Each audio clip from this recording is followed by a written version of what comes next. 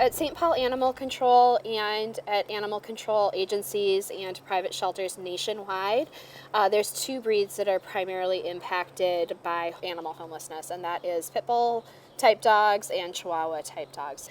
So for pit bulls, I would guess that of our dog population, they probably make up close to 50% at any given time. Mia, Mia. Hi, baby girl. Mia's owner contacted us on Thursday of last week because their landlord had threatened to evict them on account of them having the dog. It's a pretty common situation for surrender. I advertise her with Beth's group and about 20 other either shelters or in-home fostering organizations. They'll put her out in their networks, have people come in to meet with the dog. So we test with toys to see how she'll do. Mia, what's this? Oh, yes. Yes. Can you see it? Can you see it? She's like, no, we're playing now. So what we're looking for is any toy aggression or any resource guarding, which she played really well. Okay. Hi. But we also work a lot together. There's often a big message chain through a bunch of different rescues saying, hey, I met this dog, this is what I saw. You met them too, what do you think? So we have a really good network like that. And we save all the ones that we can. The biggest thing is finding fosters that we can place the dogs in homes with. King, heel. Heel. No. Heel. Good boy. I grew up with dogs pretty much my whole life. Well, from early 20s, I didn't have a dog. When I got my 30s, I got my first pit bull. After he died, I had a really hard time dealing with that. And I happened to come across For Pit's Sake Rescue on Facebook, and I wanted to foster a dog in his memory. The first 6 months I fostered, we adopted out probably about 6 dogs. And then we got King, and it slowed down a little bit because he was so nervous of other dogs. A couple of dogs we had in the rescue before I started fostering King had a lot of anxiety and kennel problems. So I wanted to learn more on how I can help these dogs. So I started seeking out in kennel, better trainers, seminars on reactivity, so I can learn how to help these guys process that fear better. All right. Should we go eat? Gracie, come on. She knows that she needs to be in here to eat.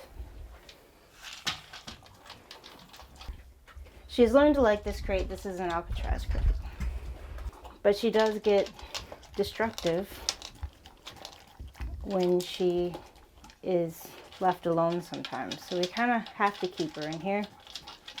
She got the flooring and chewed the end up there. And then what you don't see in this picture is that she chewed a hole big enough to stick her head out through the crate. So we got home after about an hour, hour and a half away, and her head was literally sticking out of this metal crate. And then all that is drool. The wet is just drool. That she would constantly drool because she just got so panicky. It just takes patience sometimes. It's taken a long time to get her to this point. She's, I think, now one of the oldest fosters in the organization. I don't think we anticipated initially, obviously, having her for a year. There were a few times when we were like, I don't think we can do this. I mean, we'd come home and she had torn through a muzzle and she had, started to chew through a plastic crate. And you're like, you feel like I'm failing here. She's going to hurt herself.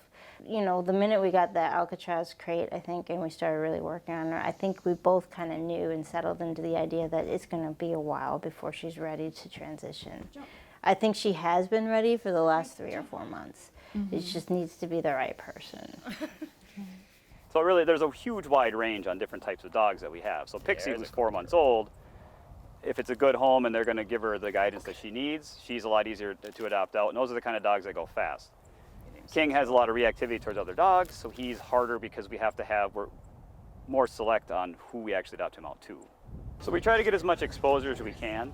So we like to try to get dogs out to different venues and try to get us out in the public more. So we try to hold little meet and greet events to get us out there. People can meet us, they can ask questions, a chance to get us out in the public. and we try to bring one dog. This is Brooks. He is available for adoption, along with lots of others we have online. As you can see, Gemma, that's her. She's with her adopted family. So Gemma was saved from the Animal Humane Society, and she had terrible separation anxiety when she first came into rescue. She was losing patches of fur. She would just drool and drool and drool. Look at her now. She's in her forever home, loving life. We just want them out of the shelter into a good home, and we want to see them thrive in that home, and then that happy adoption day. That's all. That's the only end goal we have is adoption day.